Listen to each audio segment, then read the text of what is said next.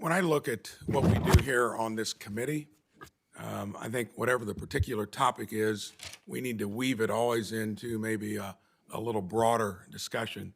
And when you look at COVID coming along, catching our country by surprise the way it did, I think a big part of the trickiness of navigating through it was what is true and what isn't. How much transparency is there? I know in my own business that I ran that I could only look back on in terms of what they were doing. We took it seriously, just like we took healthcare seriously 15 years ago when I was sick and tired of a healthcare system that was telling us how lucky we were that our premiums are only going up 5 to 10% a year, along with zero transparency into the system.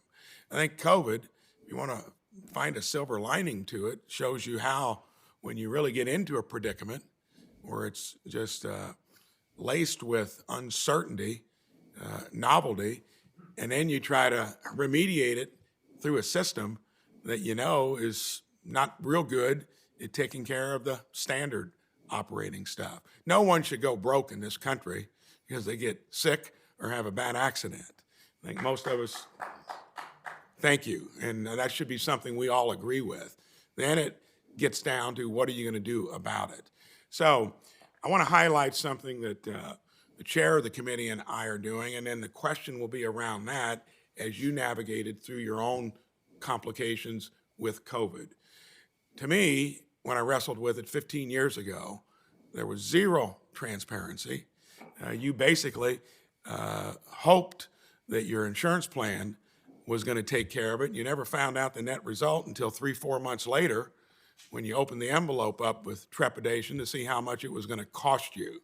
That's no good. We've got a bill called Healthcare Transparency, Competition, all the things I've been talking about. So there are bigger things working here in the U.S. Senate. And thank you, Chairman, for doing that alongside many of us that are interested in it. Let's start on the left side of the down here. Tell me, once you got into your own predicament fighting COVID, was it easy dealing with the system itself when you were trying to see what your alternatives were? Could you actually quantify that into how much it was going to cost? And tell me what that was about. The costs of living with long COVID are high. I have an excellent employer-based health plan, a PPO, and I still last year spent $4,000 out of pocket on medically necessary care. This was not alternative care or they were things that were not covered, that were denied by my health plan. And that was for a variety of reasons. A lot of my medication needs to be compounded because I'm allergic. Insurance does not cover compound medication easily. I spent hours, probably a total of 40 hours over a month, just trying to get one medication covered. So that there's a cost, there's a financial cost and a time cost. Thank you. Ms. Beal. Yes, for me, the same thing with the cost. So I have, my copays that I pay for every specialist I see, and that really adds up. Also, I live in a small town about an hour away from most of my doctors, so I'm having to drive everywhere to these appointments when my time would be better spent resting instead of going everywhere to try to see the doctors. It's very frustrating for me.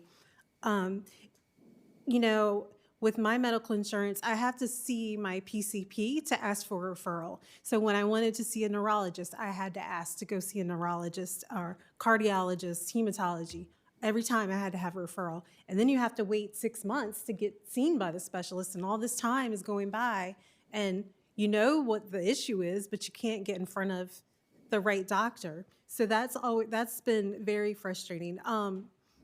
Insurance, when things aren't covered that you need, it's very demoralizing because you need it and it's out of your, not in your own personal budget to cover it. One of the things that I need is massage therapy for my chronic pain. and I pay out of pocket, but I can't afford to go every week like I need to. I go maybe once a month. And, that's something that helps people with long COVID. So why can't the insurance cover it? Good Really, question. really Ms. frustrating. Heim. My experience is very different because my daughter's on Medicaid. So what was going on with us was, well, first off, in order to get into Children's National, there was a lot of prior authorizations that needed to happen. I definitely feel for my doctor's office sometimes because of the hours that they put into getting us into some of these specialists.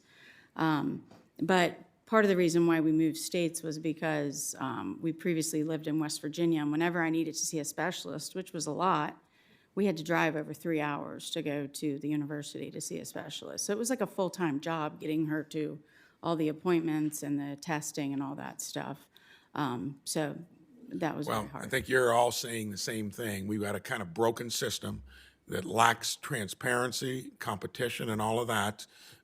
Again, this healthcare price transparency 2.0 addresses all of that. And until we get that, we're always going to be wrestling with issues like you've just described. Thank you.